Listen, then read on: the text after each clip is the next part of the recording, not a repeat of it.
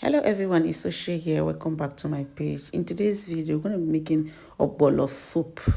Ogbono soup that will last us for 2 weeks. So I just pick up the things I'm going to be using for the ogbono soup. So I found out that I run out of grounded pepper.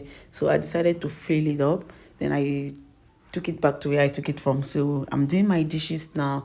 I want the kitchen to be clean before I will start cooking, because I don't want to pile up much plate after I finish cooking. So I just want to clean the one that was there before I will start cooking. So here I just finished doing my dishes now. So I will just start by boiling my meat before I will start cooking. So I run out of soap as well, so I fill it up as well. So here are the things I'm going to be using to make my ogbono soup: fish, pomo, and goat meat. That is what I'm going to be using for my ogbono soup today. So here is the pomo I'm going to be using as well.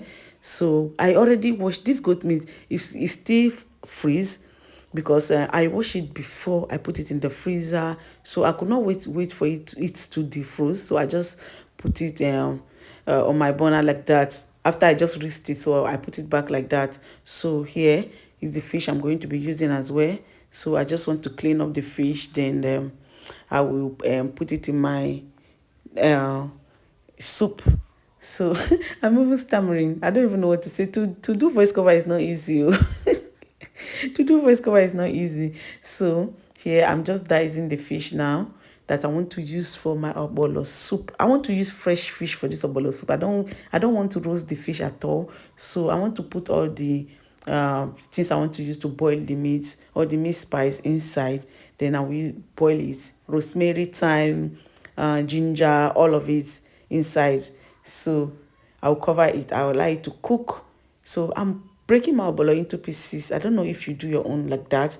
Before I will blend it with my blender, I need to break it into pieces for it not to spoil my blender. So here is my red oil here that I want to use. So don't be stingy with your red oil. Allow the red oil to be much inside the obolo soup. So I will fry the obolo soup before I will add my stock water. I don't know if you fry your ogbono soup before you add your soup, because I learned this method from my grandma.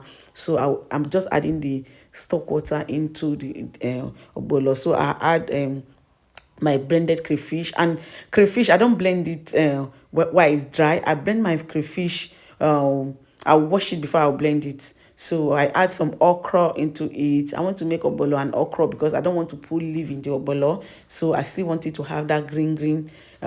So I add my okra into it. So here is boiling. Then I'll be adding the adibu. So I adding my meat. I've added my pomo. I dice my pomo as well. So I will adding the pomo into it. Then my fresh fish, obolo with fresh fish. So here I will stir it and I will allow it to cook. So it's still boiling. Then I will allow it to cook for a while before I will bay it into my bowl. I will use this ogbono for at least 2 weeks. It will last me for 2 weeks. Then I will put one rubber in the fridge. Then I will put the other one in the freezer. So ogbono soup is ready. Are you ready to eat ogbono soup? Come and join me. Come and join me to eat this delicious ogbono soup. So I'm done cooking my ogbono soup.